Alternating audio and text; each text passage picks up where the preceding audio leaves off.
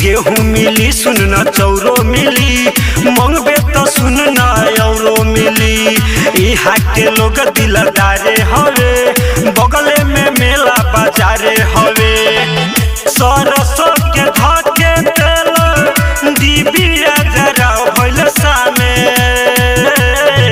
झिझिया घुमावे चल सखी सुन न गावे रे गावे।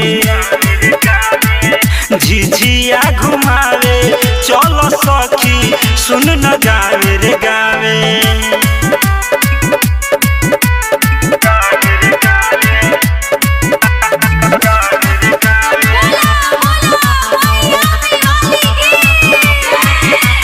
सुनला सबितवा बबितवा गे, पहिले तोहसे कवितवा गे। बरहम स्थान त जाई के गीतिया सब है